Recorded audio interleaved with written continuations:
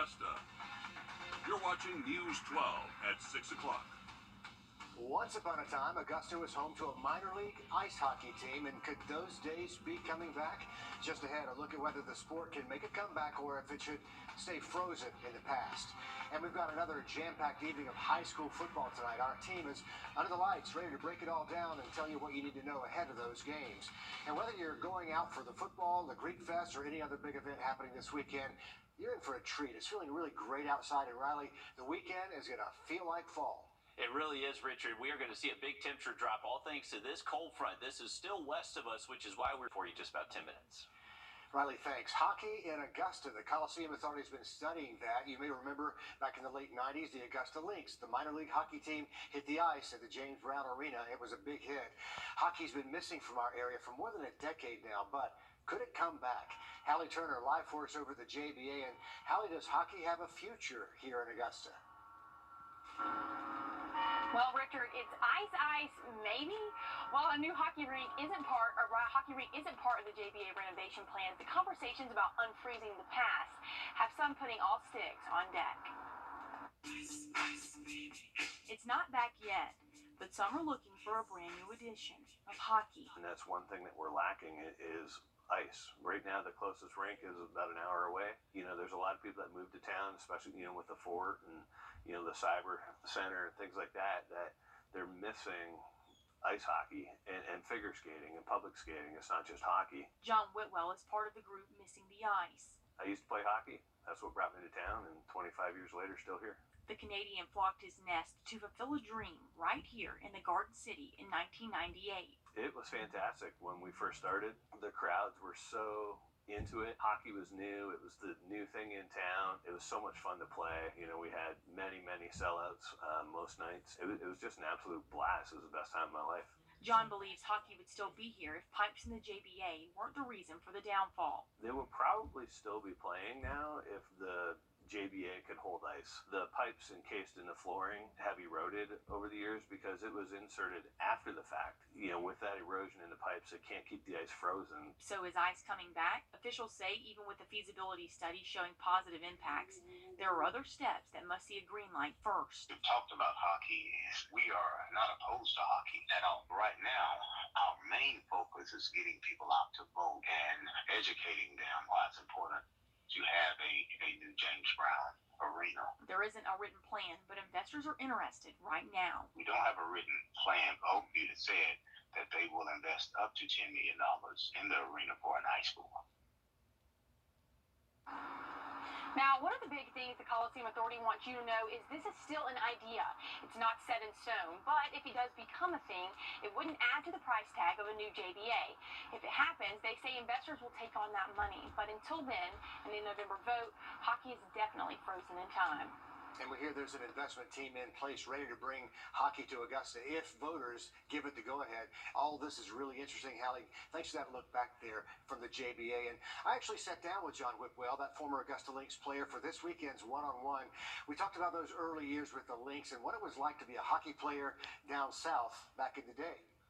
It was unbelievable. We would go to restaurants and that after games, they would set us up with, different places to go. And we would walk in, there'd be standing ovations. And it was just unbelievable. It was completely beyond expectations. You can watch my full interview with John Whitwell coming up Sunday morning starting at 6 a.m. and then on the website and our YouTube channel after that. Any changes for the JBA would come through a half-penny sales tax called the C-Splost, and C-Splost is on the ballot in November in Augusta. You need to be registered to vote in order to have your say on that issue. In Georgia, you have until Monday to register to vote. You can do that online. It takes less than 2 minutes. In South Carolina, you have one less day until Sunday to register.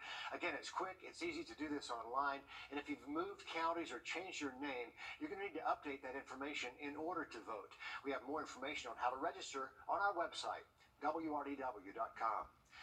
Georgia Power says Plant Vogel's fourth reactor will not be coming online this year. That decision follows a test of one of the unit's massive pumps that cools the nuclear reactor. There was a problem with the pump's motor, which will push back the schedule until March of next year for it to come online. Also today, Georgia Power announcing it will pay $413 million to settle a lawsuit accusing that utility of going back on its financial promises to one of its partners.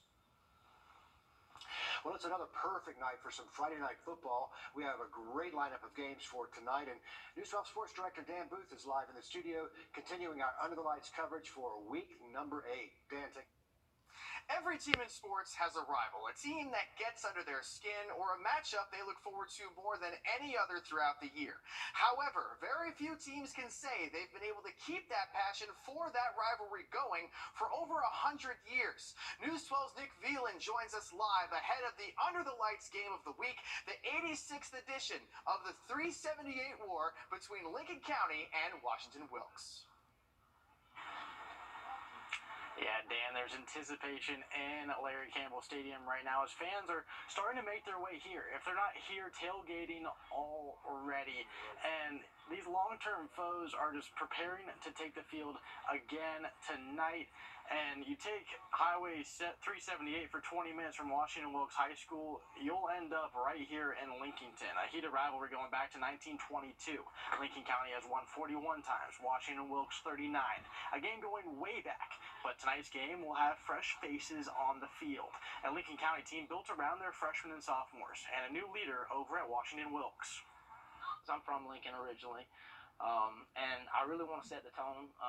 I'm proud to be the head coach at Washington Wilkes, and I would really love to set the tone for the 378 battle my first year, and let them know that as long as we're over here, we're going to be competitive. Our youth is not as young as it was 6 weeks ago. We've got some experience, and we're playing. This will be the first time for a lot of them in this rivalry, but many of our sophomores started last year. And kickoff is coming soon as both towns are anticipating seeing what happens tonight to see if their team has a better chance at winning a region, bragging rights for the next year, and much more. We'll have highlights from this game and more coming up at 11. And thank you, Nick. These two teams have been going at it for over a century, which is crazy. There have been so many amazing games, and only time will tell how this year's matchup turns out. Back here in Augusta, some parts of the city will be divided tonight when the Laney Wildcats and the Josie Eagles reignite their rivalry on the gridiron. This game is an event these two schools and the community look forward to every single year. Josie head coach Lawrence Pickney, who went to Josie and played in this game, calls it, quote, the best rivalry in Augusta. 90% of my family went to Laney, and probably like another 10% went to Josie. So I was one of the oddballs in the family that chose the Eagles over the Laney Wildcats. And my family would call me saying, Wildcats gonna get y'all tonight. Alumni, they just like me. We not gonna make not one tackle tonight. The kids that's at school not gonna make one tackle. It's about the players on the field, and they got a lot of people rooting for them on both sides. I will be at this game myself when the rivalry is renewed tonight on the grass at Josie High School. Another one of our great matchups tonight is across state lines in South Carolina between Strom-Thurmond and Saluda. The Rebels and the Tigers both have plans on making deep playoff runs this year and are building a special connection between their two programs. The memories are still fresh. That's been 321 nights I have laid in my bed and wondered, what if? Last year in the regular season, Strom-Thurmond beat Saluda 6-3 on their way to winning the region championship. They met up again in the third round of the playoffs, with Saluda getting revenge in the rematch 28-0. That's a long time. I have to lay there and think about that. We finally get a chance to go fix those mistakes. Once again, the Tigers and the Rebels meet with both teams ranked in the top 10 of the two-way poll, but both coaches say this year's teams are different. Had a bunch of new players that had to play in important positions. So we've learned who can play what more now. We got a lot of guys back. They have a lot of new ones, but, you really just try to focus on the people that are out there now and, what gives us the best chance to win. Both teams know a win will give them the inside track to the region championship, and with so much on the line in this rivalry game, the coaches are expecting a great atmosphere tonight. It's just something that excites our town, and their town as well, so it's a big rivalry. For this rivalry, this is kind of what you want. Two teams that are really good to get to go play, and it ought to be a lot of fun. Shout out to the one and only Will Volk for helping us put that together. And shout out to LJ, our director, who is clearly rooting for Saluda tonight.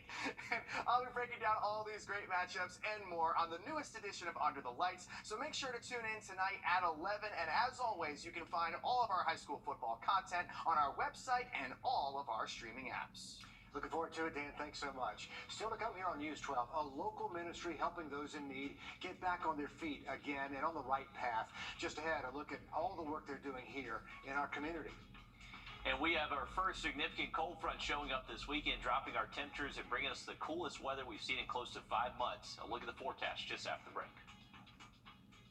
Time and Once we get past the weekend, we are going to see generally dry conditions through at least next Wednesday. Rain chances will start to increase, though, next Thursday and Friday. Looks good, Riley. Thanks. Helping people get back on their feet and on the right path. That is the mission of the Gloverville-based Walking Tall Ministries, which helps people who are experiencing homelessness or close to it. Helps them get food, shelter, clothing, and looking their best. Sydney Hood shows us how the ministry does all that. A car is something some of us don't think too much about having. Every day we open up the door, get inside, and turn it on. For some, this is a driving force in their path to get right in life. It rides like a dream, don't it? It feels like I'm sitting on a couch on wheels, riding the dream.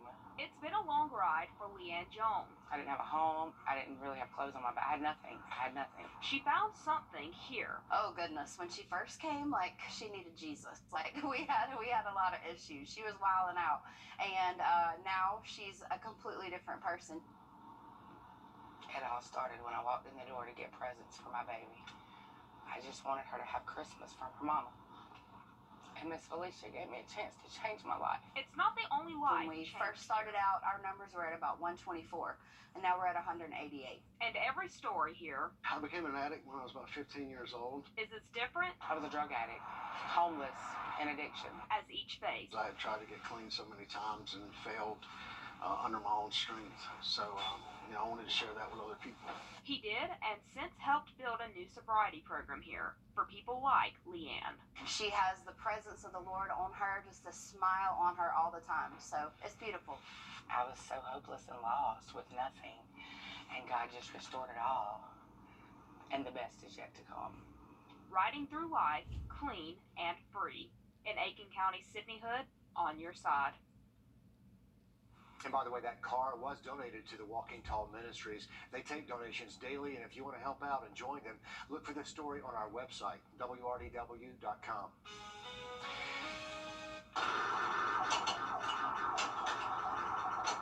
Look familiar? What's old is cool again. Our area is seeing a resurgence of retro arcade games. We're going to take a closer look just ahead.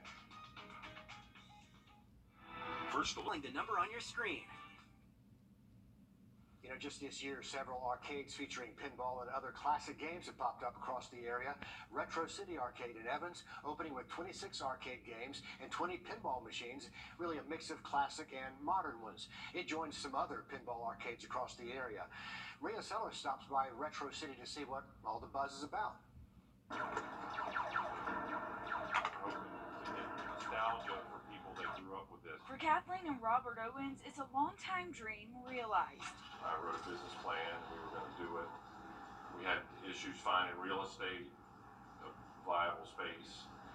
Then COVID hit. He moved here in 2021 from Virginia and put the business idea in motion, but his love for the arcade started long before. First time I ever played pinball was at a bowling alley when I was a little kid. And back then, they only had pinball machines that had the reels that turned.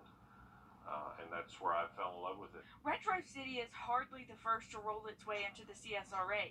He says he believes the surge in popularity is so people like him can bring back the nostalgia. A lot of the people who are our age or even younger that are coming in are saying, this is stuff that I grew up with. It brings back a happy time, a simple time when life was a lot simpler than it is today. Bringing an old pastime to a new generation. A lot of young kids under 15, they've never seen a pinball machine. They don't know what a pinball machine is. Come out and see what your parents experienced.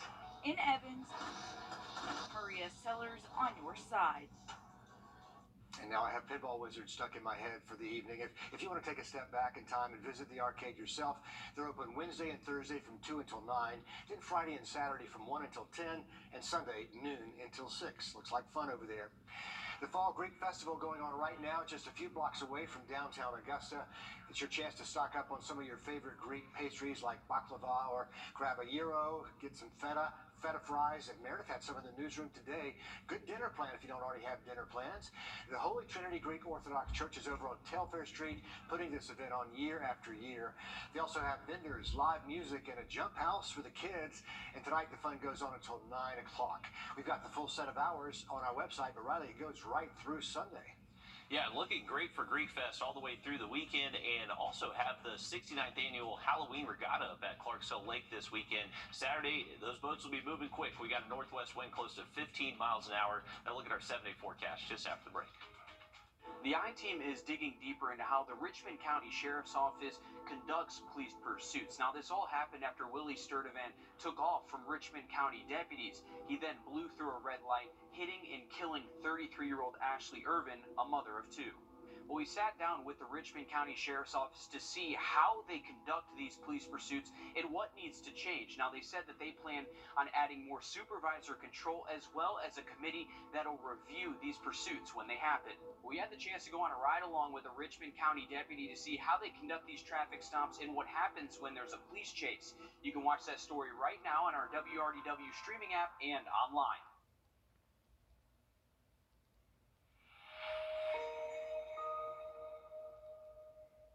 We're putting our foot down to...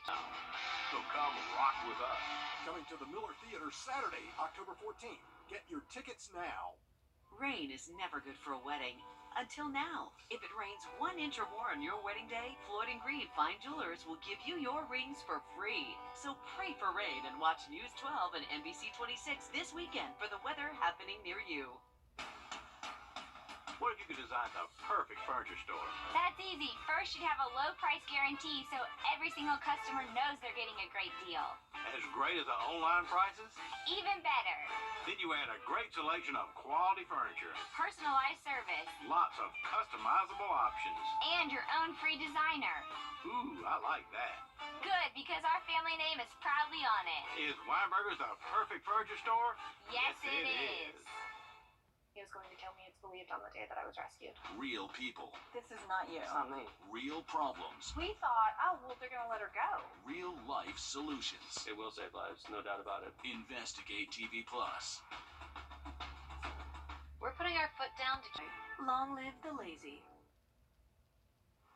Live look outside of our building, you can see that cloud cover moving in from the west. That is a sign of the cold front heading our way by tomorrow morning. Right now, we do look mostly dry across the area this evening and tonight. Cannot rule out a raindrop or two, but looks to be a very low threat for us. Temperatures are still in the 80s, but watch what our temperatures are going to do as we head into the weekend. So as we head towards early tomorrow morning, we're still ahead of the front. So we're not going to see a big temperature drop tonight. We'll most likely stay in the 60s for overnight lows. You can see that cooler air, though, just towards our northwest. So that's what's going to be building in throughout the day Saturday. We should be able to see our high temperatures in the upper 70s tomorrow afternoon. If you're heading up to Clemson, they got a 3:30 kickoff there against Wake Forest. Temps will be in the low to mid 70s. Tailgating in Athens for a 7 p.m. kickoff. We'll see 70s in the afternoon, but by game time, we're dropping into the 60s. Could be a little bit cool in Athens during game time if you're heading up there. And then by Sunday morning, that's when we're dropping these temperatures all the way down into the mid 40s for most spots. It is going to be a chilly start to our Sunday, so definitely make sure you have dusted off those winter clothes. Definitely going to need that jacket out there for the first part of the day, Sunday, Monday, but then temperatures do look a little bit warmer heading into next week. Riley, thanks. Our next live update comes at 7 o'clock on NBC 26. Hope to see you there.